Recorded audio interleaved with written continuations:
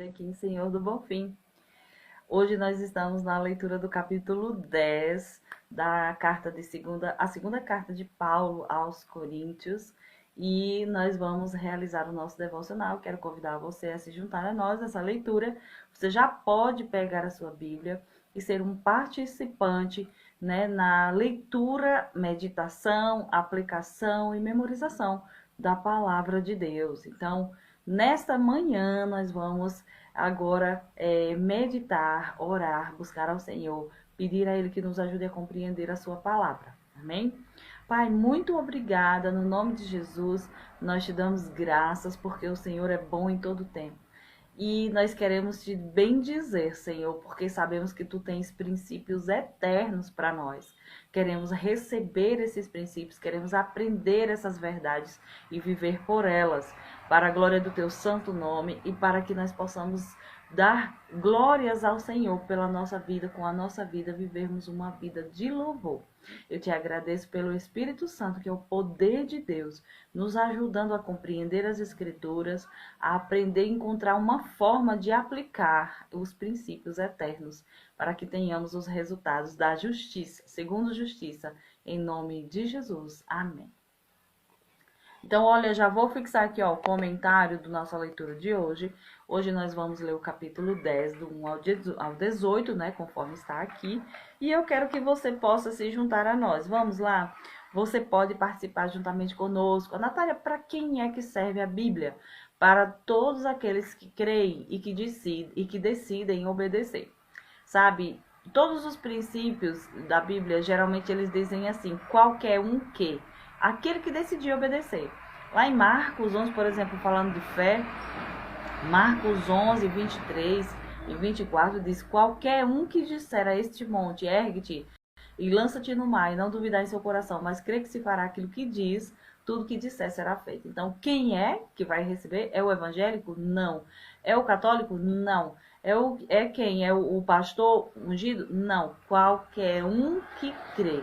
Então, as leis universais, as leis da palavra, os princípios da palavra, eles são para todos os que creem. Qualquer um que crê, se você crê, se você é uma das pessoas que crê e você pratica e você obedece, né, e você segue, então você vai desfrutar daquilo. Você vê o tamanho da bondade de Deus, né? Por exemplo, aquele que crê em Jesus será salvo.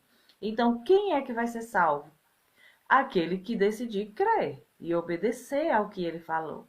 Então você vê como Deus, na sua infinita bondade e misericórdia, ele abriu para todas as pessoas. Então você que está fazendo a leitura juntamente comigo, você que está vendo esse vídeo, você que está acompanhando juntamente conosco, se você crê, já é seu. Se você crê em Jesus, você vai ter acesso à salvação, à justificação. Então, são princípios que vale a pena a gente aprender, né? Para prosperar, o generoso sempre prosperará. Então, quem é que vai prosperar? Deus faz acepção de pessoas? Não, ele diz como é que funciona, ele diz qual é o critério, ele lança a lei e quem obedecer, quem crê, vai desfrutar, vai receber.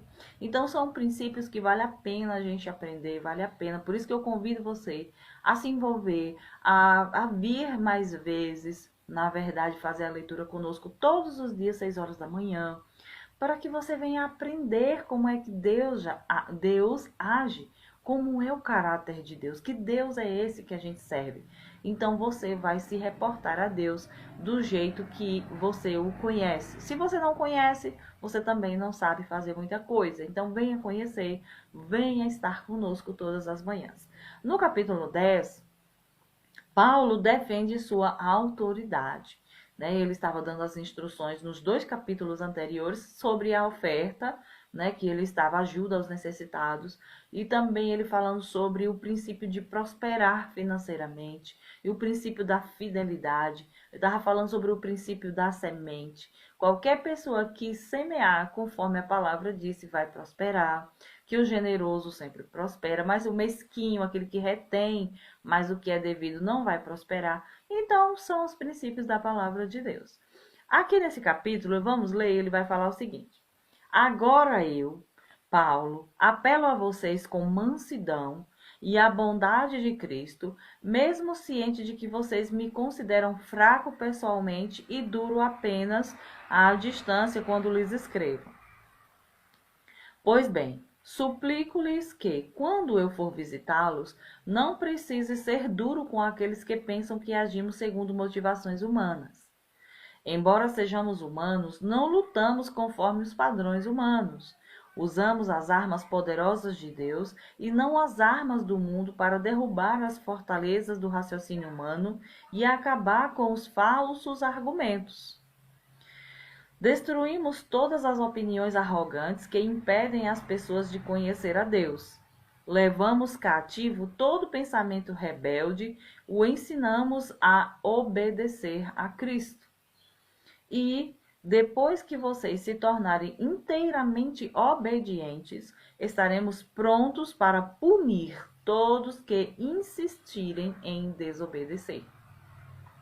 Vocês se preocupam apenas com o que é aparente. Aqueles que afirmam pertencer a Cristo devem reconhecer que pertencemos a Cristo tanto quanto eles.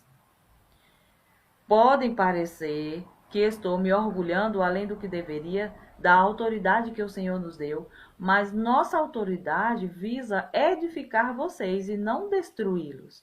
Portanto, não me envergonharei de usá-la, de usar a autoridade que ele tem.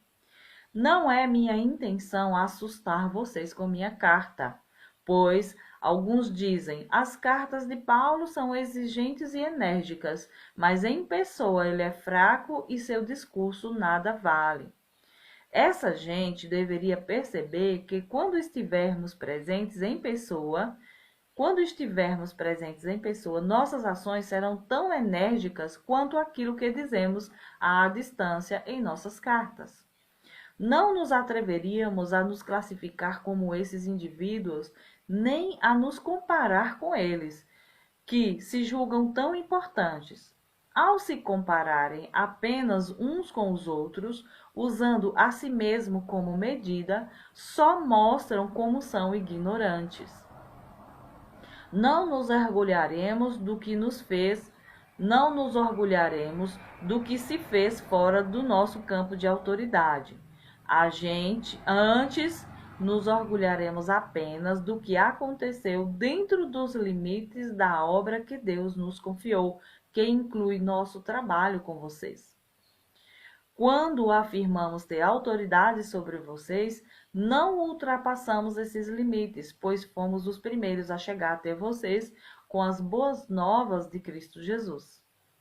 Também não nos orgulhamos do trabalho realizado por outros e nem assumimos o crédito por ele. Pelo contrário, esperamos que sua fé cresça de tal modo que se ampliem os limites do nosso trabalho entre vocês. Então, poderemos anunciar as boas novas em outros lugares, para além da sua região, onde ninguém esteja trabalhando. Assim, ninguém pensará que estamos nos orgulhando do trabalho feito em território de outros. Como dizem as Escrituras, quem quiser se orgulhar, orgulhe-se somente no Senhor. Quando alguém elogia a si mesmo, esse elogio não tem algum valor algum. O importante mesmo é ser aprovado pelo Senhor. Então, o que é que Paulo está defendendo? Ele está defendendo a sua autoridade como apóstolo, como alguém que chegou na vida daqueles irmãos, como alguém que anunciou a palavra de Deus, como alguém que instruiu o que era correto, como alguém que orientou eles e dizendo, eu tenho direito de falar assim com vocês. Eu tenho autoridade sobre vocês para dar esse tipo de instrução. Eu não estou querendo exceder os limites. Eu não estou querendo falar sobre a obra ou sobre a igreja de outro pastor. Mas foi o povo que eu alcancei. Ei, eu fui aí, eu preguei para vocês, eu me sacrifiquei, e eu estou dentro dos limites. Mesmo que vocês me considerem fracos pessoalmente, né, sem muita energia, sem ser muito enérgico, tipo, as cartas dele são poderosas, mas quando ele vem, ele é manso. Aí ele diz, eu sou assim porque o meu objetivo não é enfraquecer vocês, não é destruir vocês, é edificar vocês. Agora, se vocês continuarem insistindo, se algumas pessoas continuarem insistindo que eu sou apenas de carta, então eu vou ter que comparecer pessoalmente e mostrar toda a minha energia pessoalmente. Gente, então ele fala como alguém que tem autoridade sobre aquele povo. Não é que ele é dono daquele povo, mas ele foi colocado por Deus como autoridade para levar esse povo ao crescimento. E esse povo tinha um grupo deles que estava lá, né, querendo bagunçar aquela igreja, e Paulo usa toda a energia da sua autoridade para corrigir aquele povo. Falamos sobre isso, que ele escreveu uma carta anterior a essa, que não está escrita aqui na Bíblia, e, e ele foi firme naquilo, né, quanto àquilo que ele estava escrevendo. Então, tudo que Paulo fala aqui, vai falar de uma defender, né? Essa carta é muito importante. Esse é um ensino maravilhoso e nós podemos usar isso como